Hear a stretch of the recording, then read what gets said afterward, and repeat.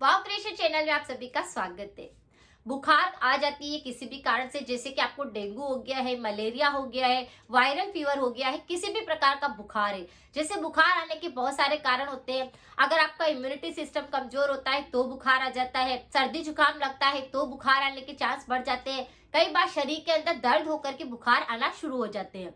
तो किसी भी कारण से अगर आपको बहुत ज्यादा बुखार आता है, 15-15 दिन छोड़कर बुखार आता है, या फिर आपको लगातार इस प्रकार की समस्या बनी रहती है, बच्चों को भी इस प्रकार की समस्या होती है कि जैसे बहुत ज्यादा फीवर आता रहता है, रेमेडी आप उनके साथ भी कर सकते हैं।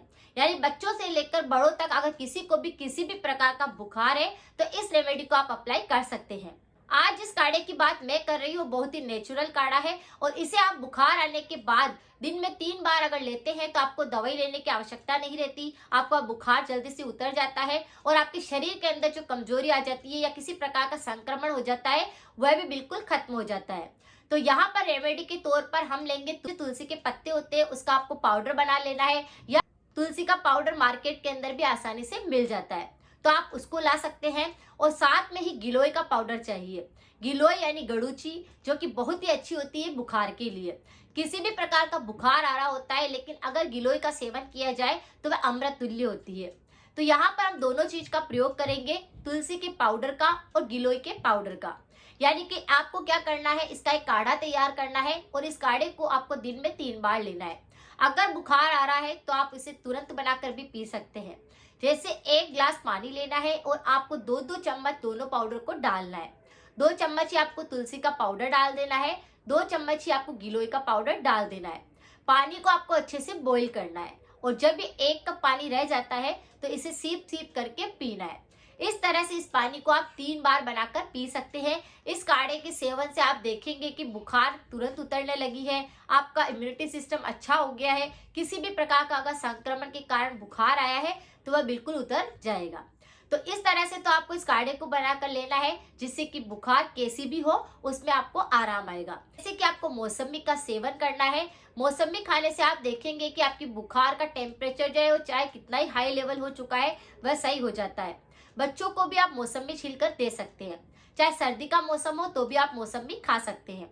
उसे आपको छिलकों को हटा देना है और उसे चबा चबा कर चूसना है, जिससे आप देखेंगे कि आपकी बुखार में काफी आराम आया है।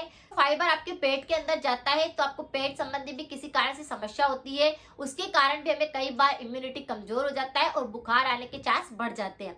लेकिन आप मौसमी खाएंगे तो पेट संबंधी भी सारी समस्या सही होगी, इम्यूनिटी सुधरेगा, बुखार आई है उससे आपको आराम मिलेगा।